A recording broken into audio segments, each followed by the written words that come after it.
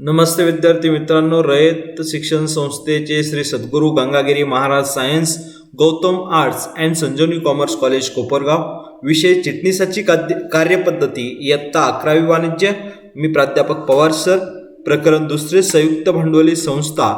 संयुक्त भांडवली संस्था या प्रकारामध्ये आपण कंपनीची असणारी वैशिष्ट्ये या अगोदरच्या लेक्चरला अभ्यासलेली आहे. आज आपण कंपनीचे असणारे प्रकार, कंपनीचे वेगवेगळे प्रकार आपल्याला चार्टच्या माध्यमातून आपण बघितलेले आहे. स्थापनेच्या आधारावर कंपनीचे प्रकार त्या ठिकाणी आहे. वैधानिक कंपनी आणि नोंदणीकृत कंपनी. मालकीच्या आधारावर आपण जर बघितलं तर खाजगी कंपनी, सार्वजनिक कंपनी आणि एक व्यक्ती कंपनी. जबाबदारीच्या आधारावर कंपनीचे प्रकार आपण बघितले तर खाजगी, मर्यादित कंपनी, हमीने मर्यादित कंपनी आणि अमर्यादित कंपनी. नियंत्रणाच्या आधारावर धारक कंपनी, दुय्यम कंपनी आणि इतर प्रकार आपण जर बघितले तर सरकारी कंपनी, विदेशी कंपनी, निष्क्रिय कंपनी, सूचीबद्ध कंपनी, लहान कंपनी, सहयोगी कंपनी आणि नफ्यासाठी नसलेली कंपनी, असे कंपनीचे वेगवेगळे प्रकार आपण चार्टच्या माध्यमातून तुम्हाला दाखवलेले आहेत. त्याचे विश्लेषणपूर्वक आपण अभ्यास करत असताना स्थापनेच्या आधारावर जर आपण बघितलं तर वैधानिक कंपनी आहे. तर वैधानिक कंपनी म्हणजे जे शासन किंवा लोकसभा असेल किंवा विधानसभा असेल, या विधानसभेमध्ये स्वतंत्र कायदा अस्तित्वात केला जातो आणि तो कायदा संमत केल्यानंतर ही वैधानिक कंपनी जी आहे किंवा विशेष कायद्याने स्थापन केलेली कंपनी असं आपण तिला त्या ठिकाणी म्हणत असतो. म्हणजे वैधानिक कंपनी ही अस्तित्वात येत असताना लोकसभा किंवा विधानसभेत स्वतंत्र कायदा त्या ठिकाणी केला जातो आणि त्यानंतर ते अस्तित्वात येते.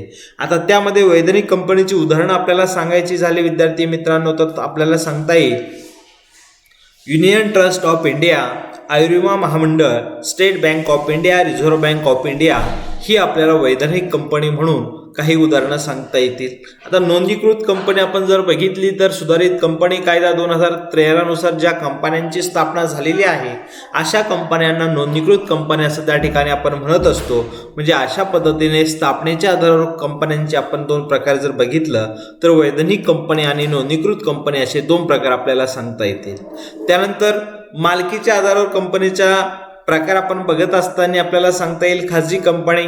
आता खाजगी कंपनी जर सांगायचं झालं तर कंपनी कायदा दुरुस्ती 2013 नुसार कलम 268 नुसार खाजगी कंपनी म्हणजे अशी कंपनी की जी ज्या कंपनीचे वसूल भागभांडवल आणि नियमावलीद्वारे स्पष्ट केले जाते आणि जिच्या नियमावलीत खालील त्या ठिकाणी दिलेल्या अटी असतात त्यांना आपण मालकीच्या आधारावर त्या ठिकाणी कंपनी असं म्हणू शकतो. म्हणजे अशा पद्धतीने त्या ठिकाणी खाजगी कंपनी असं आपण म्हणत असतो. भागधारकांना त्यांचे भाग जे आहे सहजरित्या हस्तांतर करता येत नाही किंवा खाजगी कंपन्यांकरता सभासद संख्या त्या ठिकाणी कमीत कमी 2 आणि जास्तीत जास्त 200 इतकी त्या ठिकाणी कायद्याने निर्धारित केलेली आहे.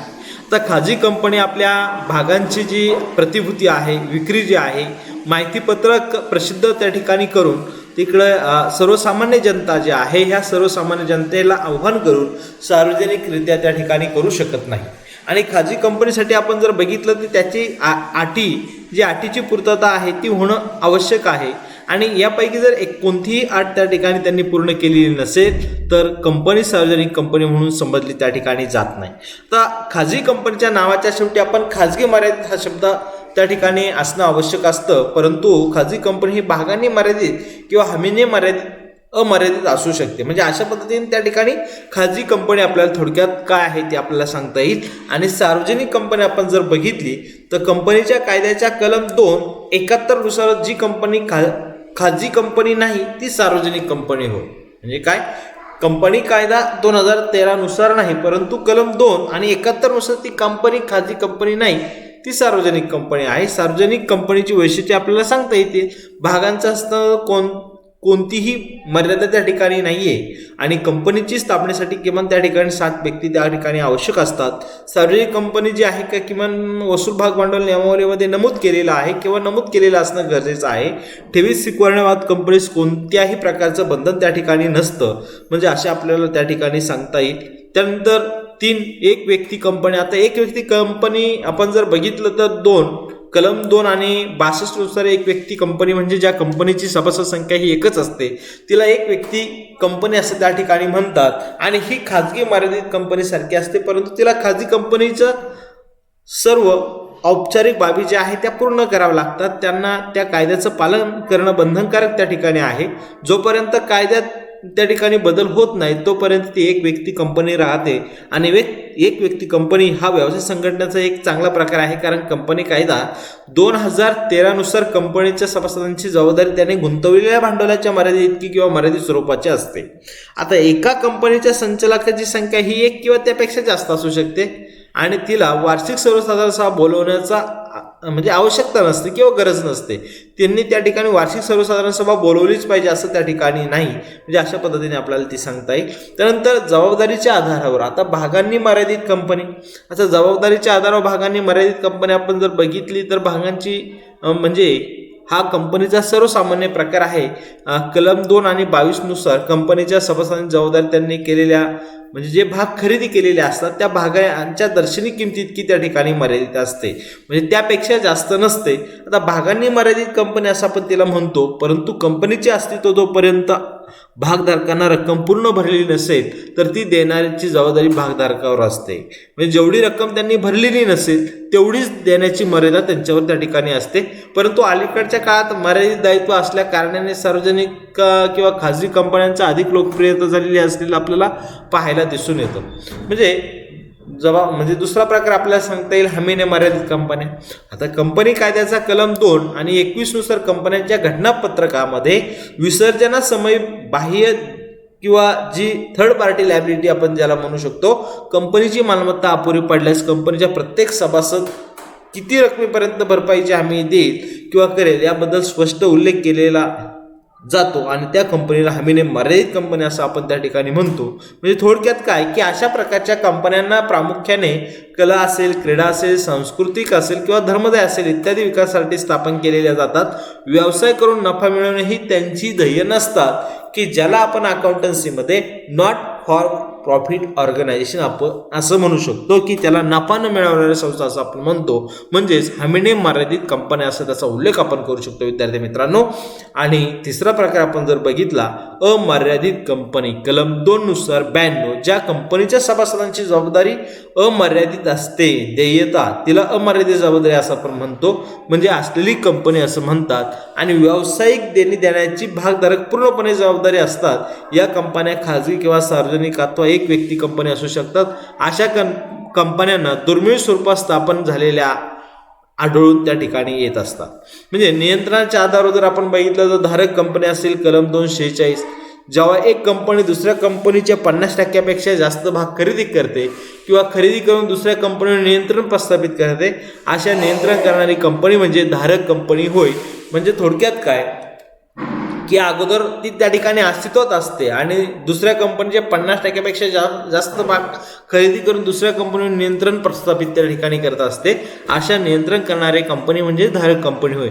आणि दुय्यम कंपनी कलम 287, ज्या कंपनीवर धारक कंपनीचे नियंत्रण असते अशी कंपनी म्हणजे दुय्यम कंपनी असं आपण त्याला म्हणतो. या कंपन्यांचे 50% जास्त भाग भांडवलधारक कंपनी खरेदी केलेले असतात किंवा अशी कंपनी तिला सार्वजनिक अथवा बहुतांश संचालकांची नियुक्ती अथवा बडतर्फी त्या ठिकाणी करता येते. आता इतर कंपन्या आपण बघितलं असं सरकारी कंपनी आहे.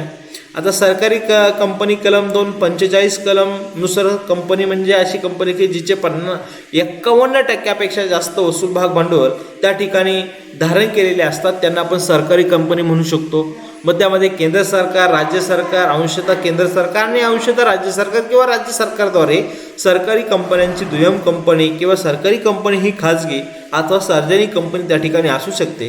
कंपनीची नोंदणी कंपनी कायदा 2013 नुसार करणे बंधनकारक आहे. सरकारी कंपन्यांनी त्या ठिकाणी उदाहरणे आपल्याला देता येतील. Hindustan machine tools limited, steel authority of India limited, Bharat heavy electricals limited, coal India limited, natural oil and gas corporation limited, अशी वेगवेगळी कंपन्यांची नावं आपल्याला सरकारी कंपन्यांचे सांगता येईल. म्हणजे अशा प्रकारे इतर कंपन्यांमध्ये सरकारी कंपनी हा कलम 245 नुसार त्या ठिकाणी अस्तित्वात आलेल्या कंपन्यांचा प्रकार आपल्याला थोडक्यात एक्सप्लेन करता येईल. त्यानंतर विदेशी कंपन्या किंवा विदेशी कंपनी कलम 242 जी आहे किंवा विदेशी कंपनी म्हणजे अशी कंपनी की जिची नोंदणी ही भारताबाहेर झालेली आहे किंवा परदेशात आहे परंतु तिचा व्यवसाय मात्र भारतात सुरू आहे, अशी कंपनी होईल. यात पुढच्या प्रकारच्या कंपन्यांचा समावेश होतो Nestle India limited, Bata limited, Whirlpool corporation limited ह्या ज्या काही कंपन्या आहेत विदेशी त्या ठिकाणी त्यांची नोंदणी झालेली आहे, पण भारताबाहेर आहे, परंतु त्यांचा व्यवसाय मात्र भारतात आहे. काय त्यांचा व्यवसाय प्रत्यक्षात त्या भारतात करतात. त्यांचं रजिस्ट्रेशन जे आहे भारताच्या किंवा देशाच्या बाहेर त्या ठिकाणी झालेलं आहे, त्याला आपण विदेशी कंपन्या असं विद्यार्थी मित्रांनो म्हणू शकतो. निष्क्रिय कंपनी म्हणजे काय की ज्या कंपन्यांची नोंदणी भविष्यकालीन प्रकल्पांसाठी केली जाते किंवा व्यवसाय करत नसले किंवा मागील 2 वर्षापासून लेखापुस्तके आणि ताळेबंद तयार करत नसले तसेच वार्षिक विवरणपत्र तयार करत नसेल तर अशा कंपन्यांना निष्क्रिय कंपनी असं आपण घोषित केलं जाऊ शकतं किंवा करता येतं. निष्क्रिय कंपनी म्हणजे भविष्यकालीन प्रकल्पासाठी त्यांचं कोणतंही नियोजन त्या ठिकाणी केलेलं नसतं, अशा कंपन्यांना आपण निष्क्रिय कंपनी असं म्हणतो मुलांना. त्यानंतर सूचीबद्ध कंपनी. आता सूचीबद्ध कंपनी कलम 2 आणि 52 ज्या कंपन्यांच्या आपल्या भागांची नोंदणी मान्यताप्राप्त भाग बाजारात केलेली आहे अशी कंपनी म्हणजे सूचीबद्ध.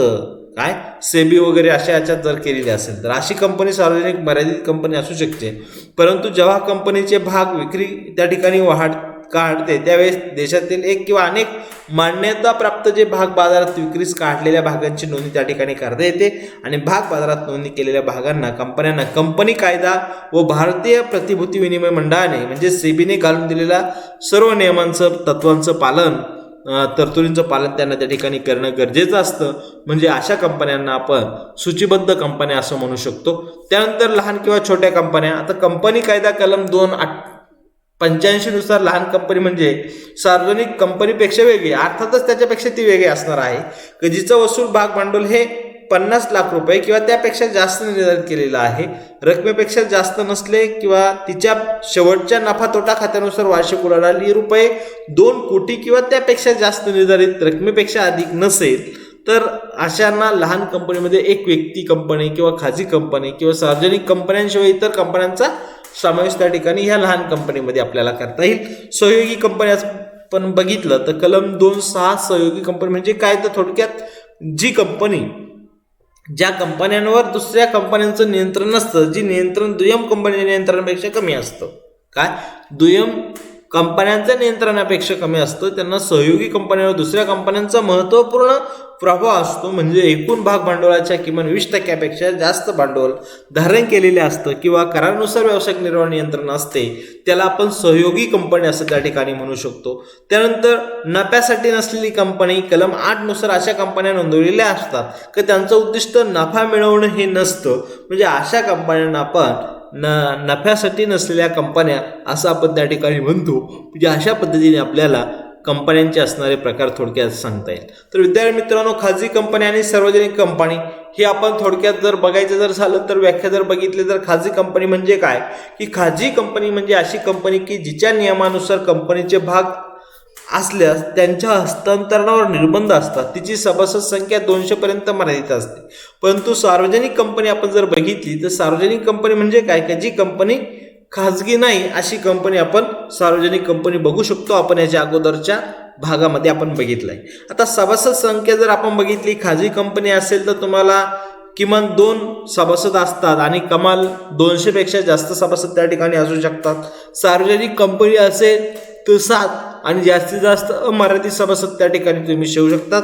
संचालक मंडळ आपण बघितलं तर खाजगी कंपनीसाठी कमीत कमी 2 संचालक असले पाहिजे, परंतु सार्वजनिक कंपनीमध्ये कमीत कमी 3 संचालक त्या ठिकाणी असणं आवश्यक आहे. भागांचं हस्तांतरण आपण बघितलं खाजगी कंपनीचं तर खाजगी कंपनीचे भाग मुक्तपणे हस्तांतरित करता येत नाही. परंतु सार्वजनिक कंपनी असेल तर सार्वजनिक कंपनीचं चिरंतन काळ अस्तित्व असतं आपण हे बघितलं आणि सार्वजनिक कंपनीचे भाग हे मुक्तपणे हस्तांतरित केले जाऊ शकतात. आता माहितीपत्रक प्रसिद्ध करण्यासंदर्भात आपण खाजगी कंपनी जर बघितलं तर माहितीपत्रक प्रसिद्ध करता येत नाही, परंतु जी सार्वजनिक कंपनी आहे त्या सार्वजनिक कंपनीचं माहितीपत्रक प्रसिद्ध करून भाग विक्री त्या ठिकाणी काढले जातात.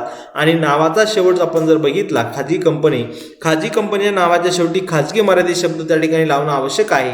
आणि सार्वजनिक कंपनी आपण बघितली तर सार्वजनिक कंपनीच्या नावाच्या शेवटी मर्यादित शब्द त्या ठिकाणी लावणं आवश्यक आहे. म्हणजे अशा पद्धतीने खाजगी कंपनी आणि सार्वजनिक कंपनीमध्ये असणारा जो फरक आहे तो फरक त्या ठिकाणी आपल्याला स्पष्ट करता येईल.